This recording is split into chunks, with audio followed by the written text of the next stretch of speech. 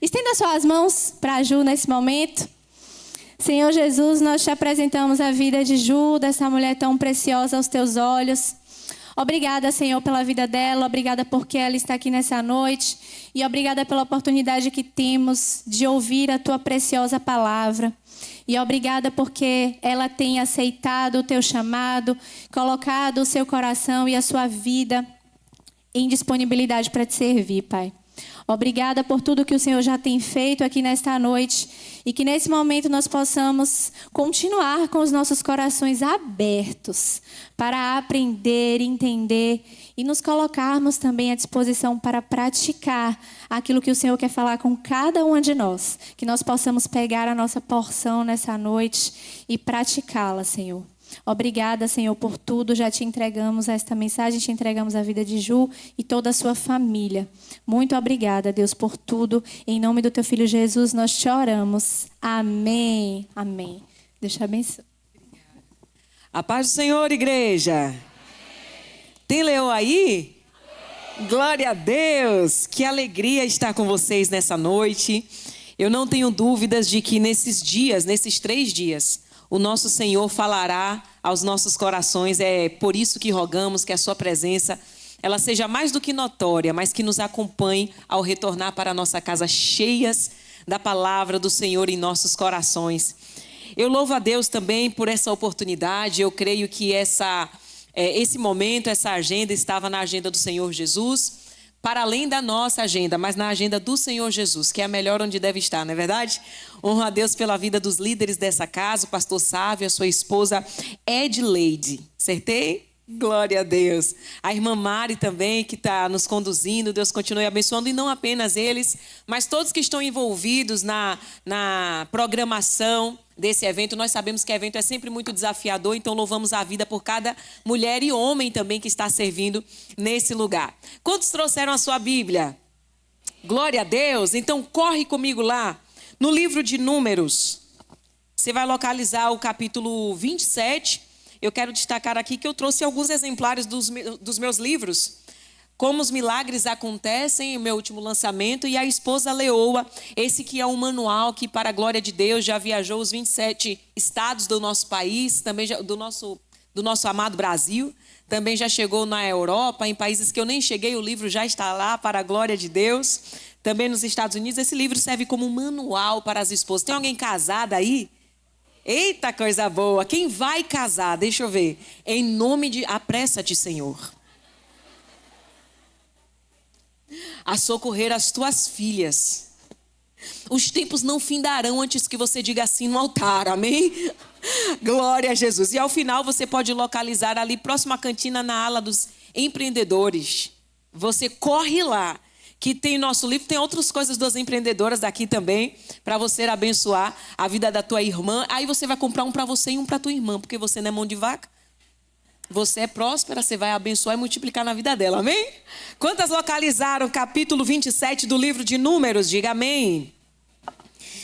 Você vai comigo até o versículo 2, que diz assim: puseram-se diante de Moisés e diante de Eleazar, o sacerdote, diante dos príncipes e de toda a congregação, à porta da tenda da congregação, dizendo: nosso pai morreu no deserto, e não estava entre a congregação dos que se congregaram contra o Senhor na congregação de Corá, mas morreu no próprio pecado e não teve filhos. Por que se tiraria o nome do nosso pai do meio da sua família, porquanto não teve filhos? Dai-nos a possessão entre os irmãos do nosso pai. Até aí, para a glória de Deus. Amadas, nós estamos lendo aqui uma passagem que fala sobre 5 mulheres. A vida de 5 mulheres que nos inspira no dia de hoje e será a percussora da mensagem que o Senhor nos entregou. O nome delas eu gostaria de destacar junto com você. Eu vou falar e você repete, amém? Macla, Noa, Ogla, Milca e Tirza. Sabe o que é interessante? Dificilmente você vai ver na palavra de Deus, especialmente no Antigo Testamento, o destaque no nome de mulheres. Só quando as mulheres elas tinham uma posição muito, muito relevante. Mas normalmente nós as conhecemos pela sua naturalidade ou pela sua linhagem, né? Como, por exemplo, a sunamita, a sulamita, a samaritana, a mulher cananeia, a mulher do fluxo de sangue, a filha de... Enfim, você sempre conhece ou pela sua linhagem ou pela sua naturalidade, dificilmente vai destacar-se alguns nomes, mas nessas aqui, não fora dito apenas o nome do seu pai, não fora dito apenas o nome da sua tribo, não fora dito apenas o que ela fez. Haviam 5 mulheres que fizeram isso. Foi-se destacado mais de uma vez, tanto no livro que nós acabamos de ler de Números, quanto no livro de Josué, repete-se o nome de cada uma delas. E quem são elas? Essas mulheres são irmãs, 5 irmãs, filhas de um homem chamado Zelofeade. Zelofeade, ele era da tribo de Manassés. E ele vivia no deserto, já ali perto de vencer aquele deserto e chegar na terra prometida, Canaã. Acontece que ele estando neste lugar, Zelofeade vem a morrer. Ele morre de causas naturais em decorrência do seu pecado. Ele morre no deserto, antes de chegar à terra prometida, Canaã. Só que um pouco antes desse episódio, o Senhor chama Moisés e dá uma ordem para ele. Fala assim: Moisés, faça um censo entre o povo e distribua entre eles tribos. Censo era contar, computar, calcular quem eram as pessoas, quantas pessoas tinham, quantas mulheres, quantos homens, de que tribo. E aí ele fez um censo de toda a população dos israelitas que estavam no deserto e entre eles dividiu ali por tribos. E entre essas tribos estava a tribo de Manassés. E nessa tribo de Manassés havia um homem chamado Zelofeade. E quando Deus deu a ordem, ele disse: além de você distribuir por tribos, você dará para cada homem dessa tribo uma terra. Ou seja, na tribo de Manassés, todas as famílias teriam direito a uma terra que pertenceria àquela família. Aquela terra, ela não se tratava apenas de um lugar para a família morar, de um lugar para os filhos e netos crescerem. Aquela terra dava identidade, pertencimento, revelava promessa, fazia com que aquela família fosse alguém. O fato deles terem uma terra significava que eles existiam, que eles estavam ali, que havia alguém chamado Zelofeade, que ele tinha esposas, que ele tinha filhas, que havia uma família viva. Só que, segundo os costumes daquela época, havia uma cultura em que estes homens, eles eram os patriarcas da família, e toda a herança após a morte do patriarca passaria para os seus filhos homens. Se o pai morresse e não tivesse filhos homens, aquela herança não existiria mais. Além disso, aquela família seria apagada. De novo, não é apenas sobre propriedade para poder econômico. Nós estamos falando de existência. Nós estamos falando de pertencimento. Nós estamos falando de promessa que Deus deu para famílias. Só que, segundo cultura humana, aquela família acabava de desaparecer diante da relação cultural que eles tinham ali. Só que a geração não contava com 5 mulheres. Talvez você não lembre, então me deixe repetir. Macla, Noa, Ogla, Milca e Tirza. Aquela família deveria ser extinta, mas haviam 5 mulheres. Uma olhou para a outra e falou assim: peraí, o que acontece agora que papai morreu? O que acontece é que a nossa família vai desaparecer, seremos como ninguém aqui. Nossa terra que nem fora dado, precisamos destacar que eles estavam no deserto. Nossa terra que nem fora dado ainda, não será dada, porque não há homens entre nós, sobramos só nós. E eu imagino, a Bíblia não fala, mas eu gosto de imaginar como esse cenário acontecia. Uma olhando para a outra dizendo: e agora, o que vai acontecer? Acabou para nós? O que vai acontecer com a gente? As mulheres naquele tempo, se elas não fossem casadas ou não estivessem morando com seu pai, ela simplesmente não tinha nenhum poder econômico, ela não tinha cobertura, ela não tinha quem cuidasse dela. É por isso que a Bíblia fala destaca sobre o cuidado com as viúvas, porque teoricamente ela perdia tudo. Não tinha nem mais como sobreviver, já que não havia um homem para cuidar delas. E esse era o cenário que aquelas mulheres estavam vivendo. Não importa a sua idade, não importa qual era a sua condição. O que estava acontecendo ali era o seguinte: o nosso futuro está comprometido. O nosso destino está comprometido. Embora tenhamos uma promessa de terra, quando chegarmos a Canaã, nós, ao chegarmos lá, não poderemos possuir. Quando nós entrarmos naquele lugar, não poderemos possuir. Nós veremos famílias entrando, famílias comemorando, famílias construindo casas, construindo tendas, mas nós não viveremos isso simplesmente porque não nascemos homens. A pergunta que fica é: quem criou o gênero, Deus ou o diabo? Deus criou o gênero, homem e mulher, está escrito, Deus os fez. Mas os homens, eles decidiram construir uma própria cultura que não refletia o interesse e o pensamento de Deus. Repito, a cultura construída por homens terrenos nem sempre refletem o pensamento de Deus acerca do seu próprio povo. E aquelas mulheres fizeram algo revolucionário naquele tempo. Juntaram-se as irmãs. Elas procuraram o chefe maior naquele lugar que se chamava Moisés. Olha o tamanho da ousadia. Pensa, se já é difícil hoje você falar com um presidente, imagine naquela época. Ela procura o chefe maior e fala assim: quero falar com Moisés. Eu não sei elas, mas eu certamente iria toda arrumadinha, não é verdade? Porque tá na prova tudo bem, feia já é outra coisa. A gente tá na luta, mas bota um salto, ninguém sabe. Se olhar para a nossa cora, diz que tá na melhor fase, sim ou não? Só Jesus precisa saber da nossa luta, sim ou não? Só Jesus precisa saber. Tá na luta, mas tá maquiada. Tá na luta, mas tá bem vestida. Tá na luta, mas tá de sapato. Ninguém tá sabendo. Tá na luta, mas Jesus sabe. Basta ele saber, não é verdade? E elas saem de casa, todo mundo arrumadinho. Vamos lá. A gente vai fazer o quê? Rapaz, não sei não. O que acha? Vamos chamar Moisés. Moisés, vamos. Como? Não sei. Na hora a gente dá um jeito. Eu sei que a gente tem um objetivo. Vamos lá, vamos. Imagina alguém falando: desejo uma reunião, desejo uma audiência com Moisés.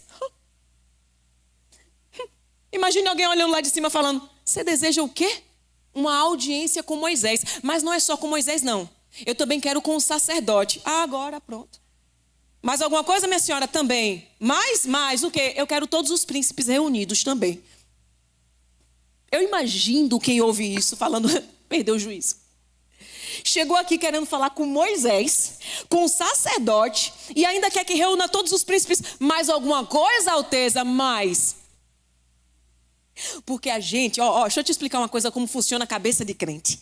A cabeça de crente é o seguinte: a realidade é uma, o que está dentro é outra, e a gente caminha segundo o que está diante dos nossos olhos na fé. Nós não precisamos de autorização para buscar em Deus aquilo que a nossa alma precisa. Nós não precisamos de percussores para buscar em Deus aquilo que nós precisamos. Enquanto nós terceirizarmos a busca daquilo que só nós poderemos fazer, continuaremos vivendo segundo decretos humanos e não segundo decretos do céu. Na terra não havia nada que a autorizasse a fazer o que elas estavam fazendo, mas no céu havia um Deus que eu imagino de lá de cima olhando, falando: olha. Você não, vem ver, reúne aqui todo mundo para ver a ousadia delas, e de batom ainda, veja. E chega lá: olha, quero mais o quê? Reúne toda a congregação. Agora ficou doida de vez. Elas não querem só Moisés, elas querem um sacerdote. Elas não querem só o sacerdote, elas querem os príncipes. Elas não querem só os príncipes, elas querem toda a congregação. E na porta da tenda, minha amiga, deixa eu te falar uma coisa. Eu não sei o que te convenceram sobre quem você é, mas se você precisa acessar um determinado lugar, se porta como quem já é. Eu posso não ser agora, mas eu me porto como quem já tem autoridade para ser. Ninguém me deu ousadia, mas eu entro como se fosse a filha do chefe naquele lugar. Quem vai me perguntar? Você está entendendo isso aqui? Aí reúne todo mundo e elas falam diante de todo aquele povo, diante de todo aquele pessoal, autoridades. E elas dizem o seguinte: Senhor, com autoridade, mas também com respeito. Porque autoridade e desrespeito são coisas distintas. Ela está diante de autoridades. Ela fala: Senhor, o meu pai Zelofeade, ele era da tribo de Manassés, ele morreu em decorrência do seu pecado. Mas tem um detalhe, Senhor: o meu pai, ele morreu, porém, Ele não fazia parte dos rebeldes que se juntaram com Corá contra o Senhor. Por quê? É um detalhe, a Bíblia, ela não perde nenhum detalhe. Tudo que está escrito lá faz sentido. Quando ela fala, ele não fazia parte do povo que se congregaram com Corá para se rebeliar, é porque Deus tinha determinado que o povo rebelde que se juntaram com Corá na rebeldia não teriam direito a terras. Então ela já chegou dizendo, olha, meu pai não era da parte da bagunça não. Ele tinha direito legítimo a possuir a terra. Porém, Senhor, ele morreu e não deixou nenhum filho homem. Ele não deixou nenhum filho homem. Agora eu te pergunto, é certo que nossa família desapareça só porque o meu pai não deixou um filho homem? Moisés, rapaz, eu não tinha chegado nesse capítulo do livro da Constituição, não. Eu vou perguntar àquele que é maior do que eu. Aí Moisés sai e vai orar. E quando ele pergunta, Jesus, eu imagino o céu se abrindo e o Senhor falando, agora chegou a minha vez de falar.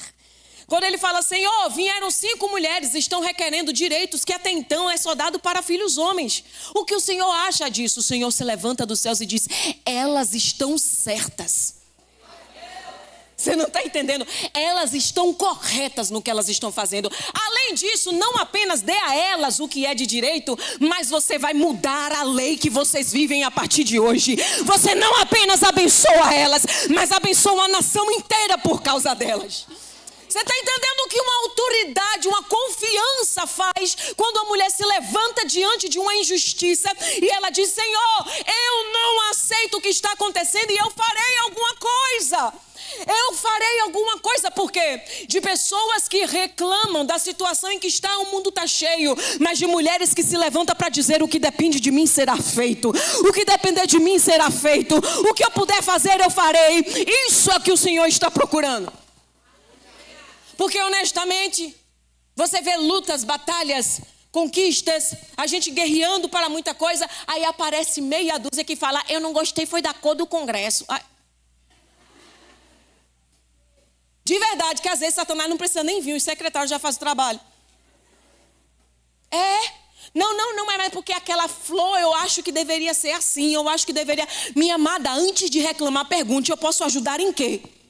Eu posso servir como? O que está à disposição? Você está entendendo? Porque de pessoas reclamando, minha amiga, já chega. Eu só não quero atrapalhar. Entenda, eu só não quero atrapalhar.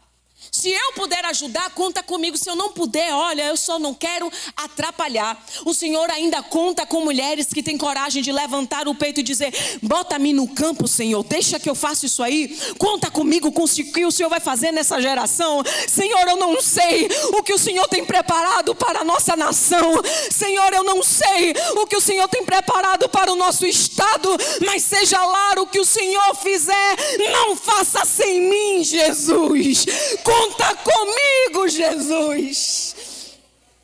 Muda a lei, mas não apenas para elas. Muda para toda a nação. Muda para todo o povo. A partir de agora, quando um homem morrer, a herança passa para os filhos. Se não houver homens, passa para as filhas. A partir de hoje, famílias não desaparecerão porque não tem mais homem naquele lugar. Eu ainda sou pai das mulheres. Famílias não desaparecerão porque não há mais homem naquele lugar. Eu sou o pai, eu sou o marido, eu sou o Deus, eu sou o sacerdote delas. Oh, Senhor, quem somos nós? Podemos não ser nada. Mas quando nós decidimos ser usadas pelos céus, minha amiga, se prepara para ver coisa mudar diante dos seus olhos. Não precisa de sobrenome, não precisa de antecedentes, não precisa de alguém que chega no lugar para soprar o seu nome. É porque tem pessoas que esperam alguém abrir a porta para ela. E tem gente que começa a lapidar a porta que ela mesma vai empurrar. Você pode ficar em casa falando, ó céus, quando será que o Senhor vai mandar uma porta? Ou você pode se levantar e começar a caminhar naquela direção. Sabe, antes de pregar, de palestrar publicamente, ninguém me chamava para palestrar, pastora, mas eu morria de vontade de falar. Que eu já nasci falando, estava falando com as irmãs lá dentro, que eu era aquelas crianças pintonas na igreja. Acho que aqui não tem, mas eu era daquelas que saía correndo. Aí tinha um homem chamado Seu Antônio na portaria. Tem também, né? Rapaz, Vixe, será que é mistério com o nome? Seu Antônio era grandão assim, ó. Dava um medo. Aí ele falava, menina, procurar tua mãe, menina. Eu amava falar, culto das crianças. Eu chegava assim, ô tia, me dá uma oportunidade. Aí ela, você quer o quê, menina? Eu qualquer coisa, ler um versículo, orar, pregar. Vai, você vai ler um versículo. Minha amiga, ou você espera ser convocado, ou você começa a falar, me coloca no campo, Jesus. Me chama também, Senhor. Conta comigo. É porque tem gente que é vaidoso demais para fazer isso. Tem gente que é vaidoso. Se não mandar um convite numa caixa cartonada, se minha foto não estiver no destaque do cartaz, eu nem vou. Agora pronto. Então fique em casa, porque para se aparecer não precisa ir mesmo não. Mas quem é disposto e tem sede de servir a Deus, ele não se importa onde vai servir. Ele só quer servir. E eu queria falar, eu tinha uma mensagem, eu queria falar, ninguém chamava. Aí eu fiz um evento.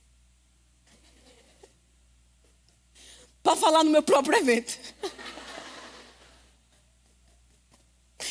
Hoje esse evento reúne mais de 3.000 mulheres em Salvador.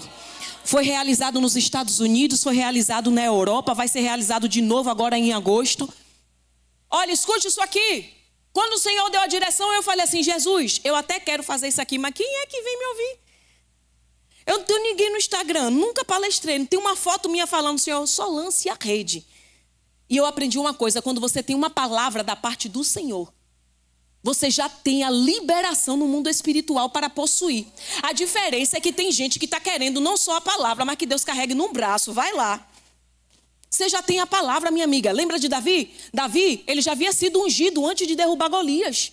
Mas quando ele chega, ele vê a oportunidade e ele fala assim, vai ganhar o quê? Vai ganhar o quê quem se meter nessa encrenca? Aí vai ganhar a filha de casamento, sua família nunca mais vai pagar imposto, ainda vai ter riqueza. Ele, pois então me coloca no campo. Mas você não tem tamanho, mas eu tenho autoridade. Mas você não tem experiência, mas eu tenho autoridade. Deixa eu te explicar uma coisa. Deus não conta apenas com quem tem tamanho, com quem tem nome, com quem tem experiência. Deus conta com quem tem disposição. Quem tem disposição. E normalmente naquilo que Ele quer te usar é onde mais te incomoda. Percebe? Ele estava incomodado com a forma que Golias falava acerca dos israelitas. Ele diz, quem é este incircunciso que ousa falar do Senhor dos exércitos? Aquilo que te incomoda não é para você fazer fofoquinha, patotinha, reunir, porque isso é abominável aos olhos do Senhor. Aquilo que te incomoda é para você olhar e tentar, eu posso fazer alguma coisa? Não, então não tenho nem direito de me chatear. Se eu não estiver disposta para resolver, fica quieta. E veja alguém fazer. Porque quando você não se levanta para ser usado, não é que Deus deixará de fazer, Ele levanta outro. Aquilo não vai ficar parado porque eu estou me omitindo a agir. Aquilo não vai ficar parado porque eu estou me omitindo a responsabilidade. Deus levanta outra pessoa. Quem dera fosse eu. Quem dera fosse você. Você está entendendo isso aqui? Jesus, ninguém vai não no meu evento não. Aí o Senhor, rapaz, lance a rede. Sabe o que eu fiz? Eu peguei um celular. Espia. Atenção pessoal, no dia tal vamos realizar um evento chamado Método Único. Se você quiser se inscrever, mande uma mensagem para mim. Eu não sei como, mas tinha 60 vagas. Deu 120 mulheres naquele lugar. Depois daquilo eu ouvi tantos testemunhos de casamento restaurado, gente divorciada voltou a casar novamente, mulheres que não podiam engravidar, engravidando, pessoas que não faziam ideia do que era relacionamento por causa da família anterior, agora vivendo de fato as promessas de Deus na sua família. Por quê? Porque a promessa não era para mim, era para quem viria a partir de alguém que se posicionou, não era só para as filhas de Zelofeade, era para toda uma congregação que seria alcançadas porque elas resolveram fazer alguma coisa. O Senhor te trouxe aqui nessa noite para dizer, faça alguma coisa.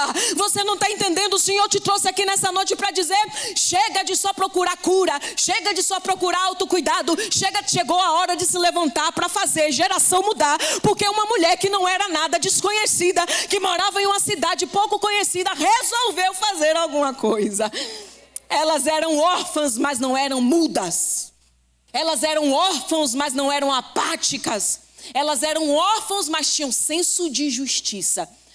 Aí você entende que a dor, muitas vezes, é a matéria-prima que gera aquilo que vai ser o propósito que você viverá. Se não fosse a morte do pai, talvez outras famílias não teriam sido emancipadas dessa lei por causa delas.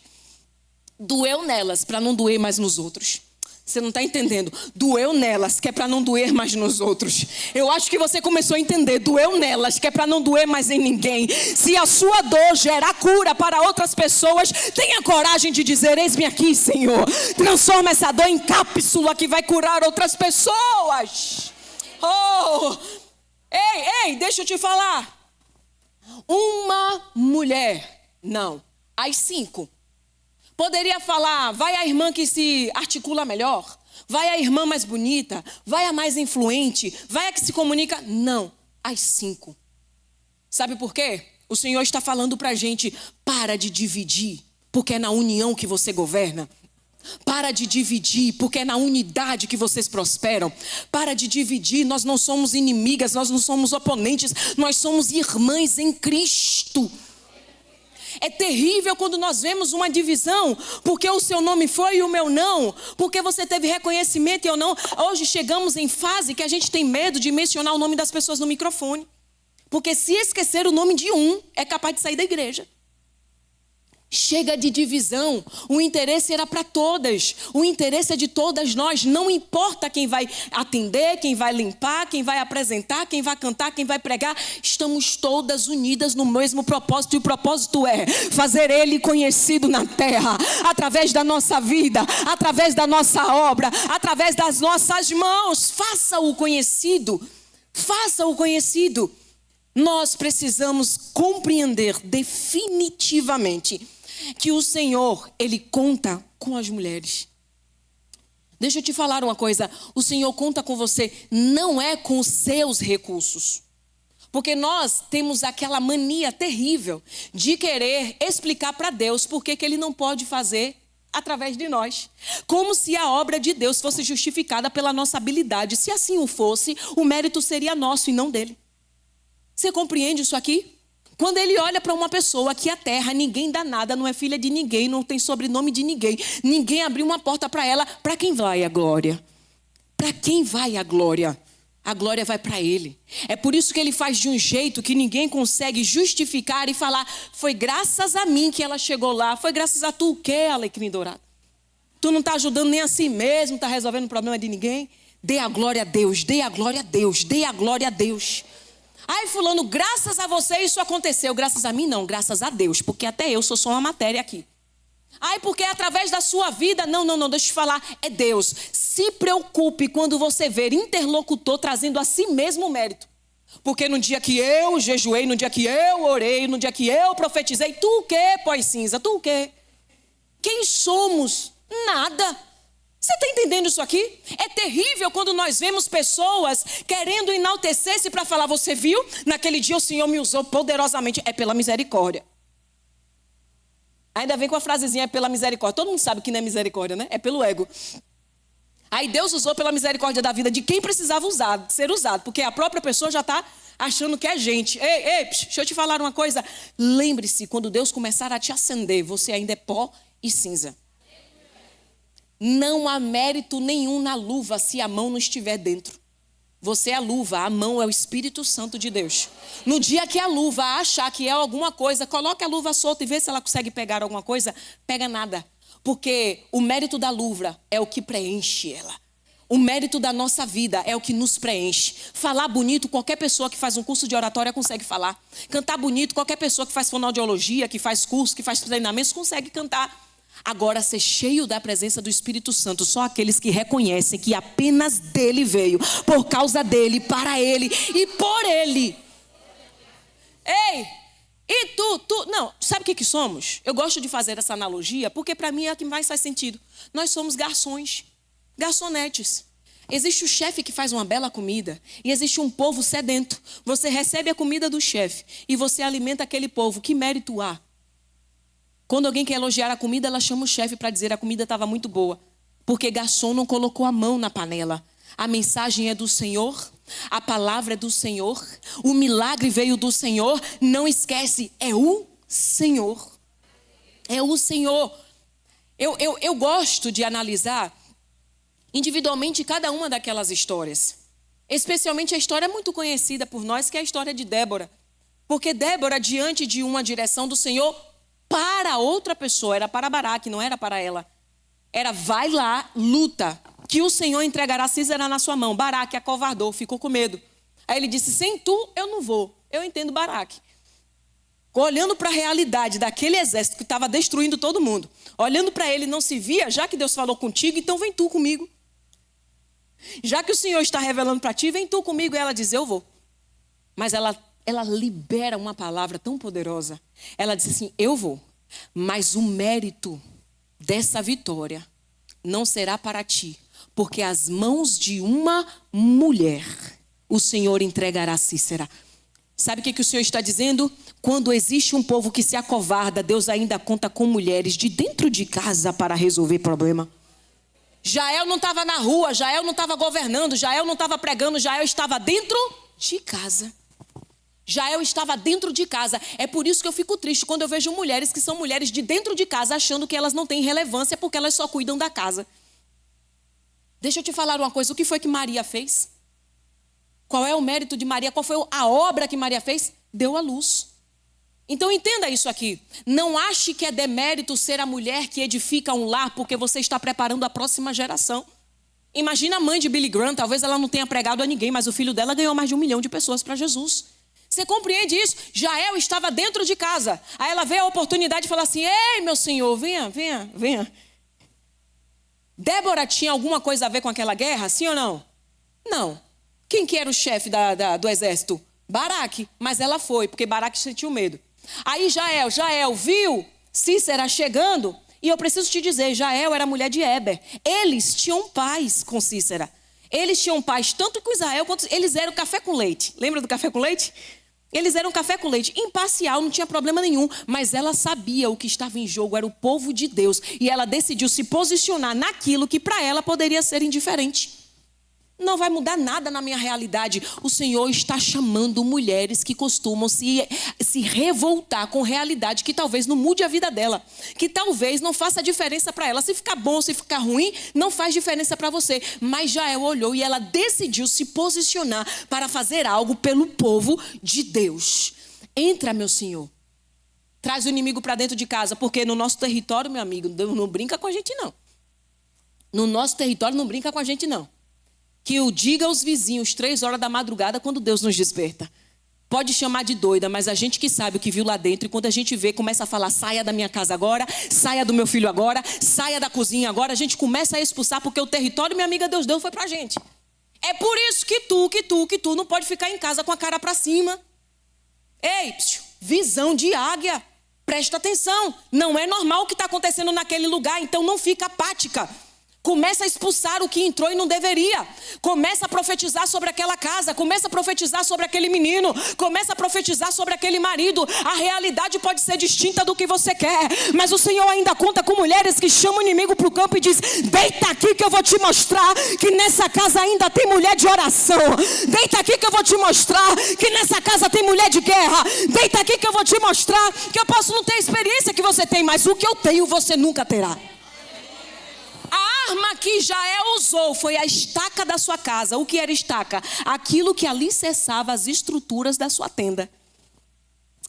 O que é que alicerça a estrutura da tenda da sua casa? Ei, o que é que alicerça a estrutura da tenda da sua casa? Na minha é oração. Na minha não é dinheiro. Na minha não é beleza. Na minha não é decoração. Na minha é oração. A estaca da minha casa é oração. Eu aprendi com a minha mãe que o diabo, ele tem raiva de mulher de pé para trás. Você já ouviu essa expressão? Você sabe o que ela significa? Eu espero que saiba. O diabo tem medo de mulher com o pé para trás. Porque quando ele bate na porta da casa dela, ele fala, agora eu arrebento com ela, o pé dela está para trás. Aí ele fala, agora eu não posso. Deixa eu voltar de tarde para ver se eu posso, o pé está para trás. Essa mulher não levanta não? Chega de manhã, está orando, de tarde está orando, de noite está orando, vou de madrugada, está orando. O que acontece com essa mulher? A estaca que alicerça as estruturas da minha casa é a oração. E é com isso que você vence o seu inimigo. É com isso que você vence o seu inimigo. Está tentando vencer o inimigo falando com a pessoa errada. Ei, as filhas de Zelofeade não foi falar com a vizinha. Não foi reclamar com o coveiro. Não foi reclamar com o médico que deixou de cuidar do pai dela, ela foi falar com quem resolve. É por isso que eu e você não ficamos na porta de esquina falando da nossa vida para todo mundo. A gente fala com quem resolve. Porque tem crente que ela gosta de viver o problema, porque ela quer ser lembrada, nem que seja pelo problema. Aí tu fala como é que você tá, não tá nada bem. Normalmente quem fala isso é porque quer que você discorra, né? Aí você fala, minha irmã, já tentou orar? Não adianta. Eu fiz agora, pronto. É por isso que a Bíblia diz assim, ó, pedir e pedir. Porque se fosse para pedir uma vez só, não precisava ter uma vida de oração. É pedir e continue pedindo até que ele faça. Peça e continue pedindo até que ele faça. Eu aprendi com a minha mãe que as guerras da nossa casa a gente vence com o pé para trás. Uma mulher do interior, de uma cidade aqui próxima chamada Gandu. Alguém conhece? Nasci lá. Eu sou ganduense, só fiz nascer, mas nasci lá. Os meus pais são ganduenses. E a minha mãe conhece o marido dela, lá em Gandu. Rene. Rene era terrível, tribulado. Como ela chama meu pai, usava drogas, andava armado, era agressivo. Aí eles vão morar em Salvador. E ao lado da nossa casa tinha uma irmã. A irmã se chamava Maria. Tem alguma irmã Maria aí? Ou vocês são tão especiais? E quando a irmã Maria tem um cabelinho branco assim, eu gasto horas sentada ouvindo elas. Irmã Maria bateu na porta da casa da minha mãe falando, Dona Ilma, minha mãe, 21 anos. Olha, hoje lá na minha igreja vai ter um evento de mulheres, tipo isso aqui. Você não quer ir não? Ela, nunca foi numa igreja, mas deixa eu ir lá para ver como é. Se arrumou e foi na igreja. E conheceu aquele que é cheiroso. Conheceu aquele que é maravilhoso. Conheceu aquele que uma vez que você entra na presença dele, você quer morar na presença dele. Aí ela falou, eu quero ele. Entregou a vida dele para ele e se converteu. Voltou para casa naquela noite toda animada falando, Rene, aceitei Jesus. Meu pai desfigurou. Ele, você o quê? Ela, agora eu sou crente? Ele, mas eu odeio crente. Quando eu passo na porta de uma igreja, eu tenho vontade de jogar pedra. Eu odeio crente. Só que só ela sabia o que ela recebeu naquela noite. E ela não estava disposta a negociar. Um belo dia, ela estava nos arrumando, minha irmã toda bonitinha, e eu já estava no colo para ir para a igreja. Ele entrou no quarto e falou, você vai para a igreja? Ela disse, vou. Ele, se você for para a igreja. Não sei se alguém conhece um bairro em Salvador chamado Engomadeira. Só coisa boa. Aí ele, se você for para a igreja, eu vou descer para a Lajinha, porque se a Engomadeira já é difícil, imagine a Lajinha.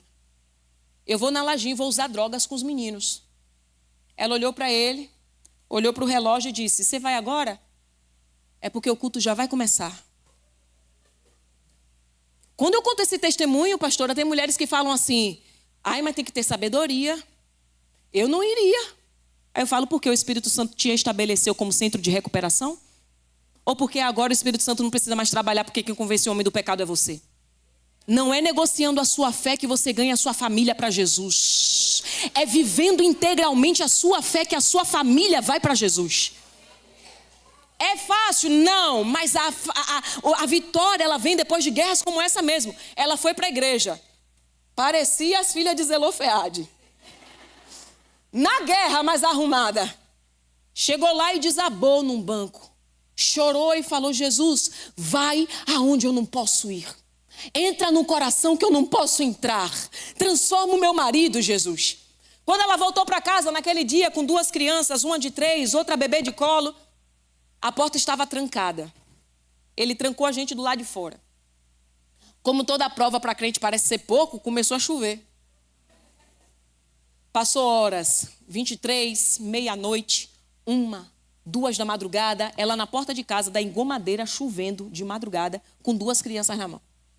Aí ela fez uma oração bem simples, ela disse, Senhor, deixa que pelo menos ele permita as minhas filhas entrarem, porque está muito frio aqui fora. Depois dessa oração, ele abriu a porta, pegou minha irmã, botou para dentro, fechou a porta. Até hoje eu não entendi isso. Aí hoje, quando eu conto isso para ele, que eu sei, ele fala, eu não lembro disso não. Depois de um tempo, ele abriu a porta e deixou ela e eu entrarmos. Minha mãe, para você entender, ela é aquela mulher que se você falasse um A, ela diria o ABC todo. Sabe? Era a mulher braba que na briga com o marido ela batia nele. Ela era desse jeito. Mas agora ela é uma nova criatura. Porque se Jesus entra na sua vida, seu comportamento não muda, você precisa se converter de novo. Crente que é crente. Não é agressivo. Ela entrou com tudo para dizer meia dúzia para ele. Mas sabe o que ela faz? Abriu a porta. Quando ela entra, ela diz: ainda que para te servir, Jesus, eu tenha que chorar. Eu te servirei porque comigo estarás. Sofrer contigo é bem melhor do que errar.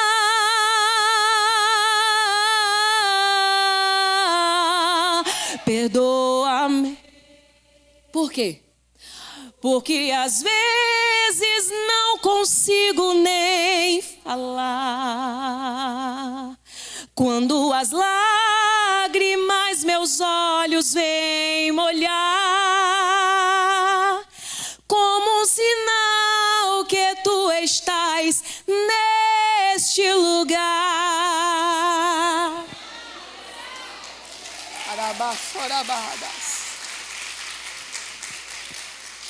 A luta não parou. Foi luta atrás de luta, meses. O pastor ia em casa para visitar minha mãe. Meu pai ligava o reggae no último volume, para não dar para falar.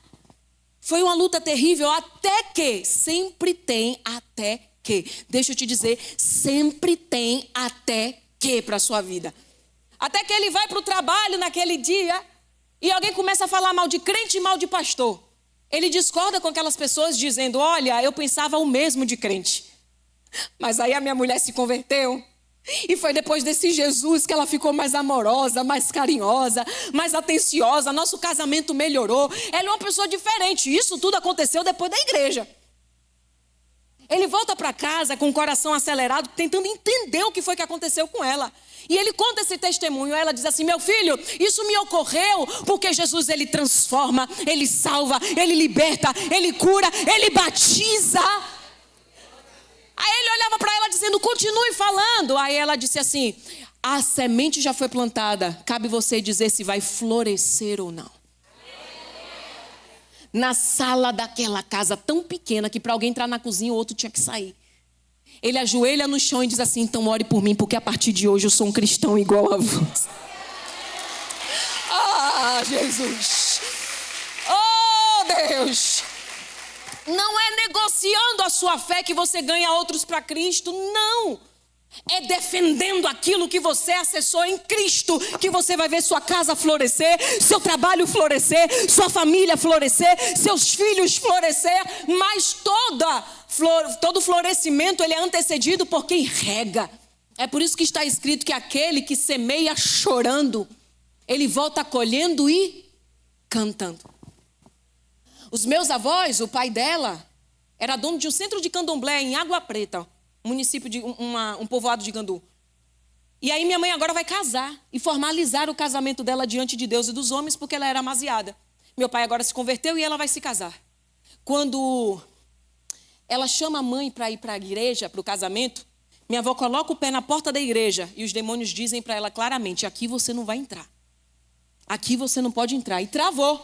Ela tentava ir, o demônio travava. Ela tentava ir, o demônio travava. Até que minha avó lembrou de uma frase que a filha dela, que vai casar, nova convertida, ela dizia com uma certa frequência. E a frase era assim, ó: em nome...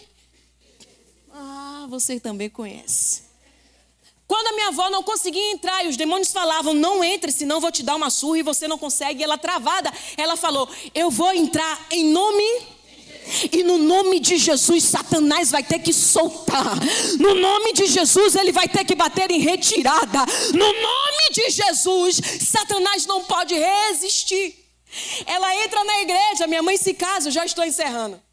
Só que minha mãe olhou para o pastor e falou assim: pastor, faz o apelo, porque eu pedi de presente de casamento para o meu Jesus a conversão dos meus pais. A minha mãe é dona de um centro de candomblé, mas faz o apelo. O meu avô é viciado em bebidas, o meu pai é viciado em bebidas, em cigarros, mas faz o apelo. O pastor faz o apelo 1, 2, 3, algumas vezes.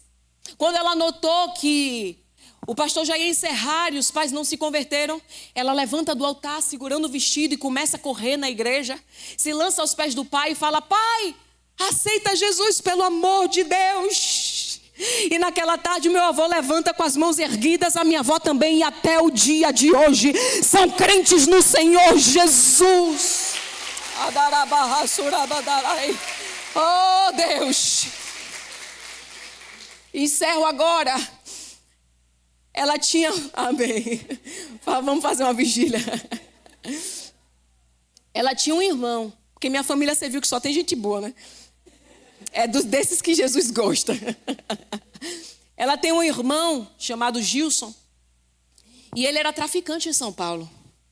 Aí teve um problema com a polícia, ele teve que foragir. Ele foragiu para casa de quem? Da crente. Ah, Jesus lindo. Entrou um traficante foragido, saiu um servo do Senhor Jesus e hoje é pastor no mesmo lugar que ele traficava. O Senhor está procurando uma mulher. Não tinha ninguém na família dela que antecedia o cristianismo ou o evangelho, mas o Senhor está procurando uma mulher. Será que nessa noite, se o Senhor procurar uma mulher, Ele vai encontrar aquela que tem coragem de levar a tua palavra para dentro de casa, aquela que tem coragem de não negociar a tua palavra e os teus princípios? Cadê as mulheres que estão decididas a sair daqui florescendo no trabalho, na casa, na família, no ministério, na vizinhança? Deixa Deus florescer através de você. Ei, o que é impossível para o Deus que muda leis por causa de uma mulher? O que é impossível para um Deus que salva a vida por causa de uma mulher? O que é impossível para um Deus que cura por causa de uma mulher? Nessa noite eu creio que o Senhor está passando com seus olhos, esquadrinhando esse ambiente, procurando corações que digam: eis-me aqui, Senhor. Faz na minha família o que eu peço que o Senhor faça através de mim. Faz na minha casa o que eu tenho tanto solicitado aos céus através de mim. Começa a anunciar. Abre a boca e faz. Solicita uma audiência no céu. Ei, as filhas de Zelofeade, quando chegaram na terra de Canaã, que começou a distribuição das terras, elas disseram assim: Josué, meu senhor, lembra de mim? Eu tenho uma palavra. Lá no deserto, eu recebi uma palavra. Deus falou através de Moisés que eu e minhas irmãs iríamos possuir a terra que seria dos nossos pais. Lembra de mim, eu tenho promessa. Lembra de mim, eu tenho palavra. Lembra de mim, eu tenho ainda uma terra aqui também. Sabe o que o Senhor está dizendo? Não espera que outros lembrem aquilo que Deus tem sobre você. Lembre você. Lembre você da palavra que Deus liberou sobre a sua vida. Ele disse que ia salvar, começa a requerer: meu Senhor, lembra de mim, eu tenho uma palavra. Ele disse que ia curar, diga: meu Senhor, lembra de mim, eu tenho uma palavra. Ele disse que ia libertar, meu Senhor, lembra de mim, eu tenho uma palavra. Elas não só receberam a palavra, elas falaram: ei, eu vim agora requerer o meu direito. Eu tenho direito.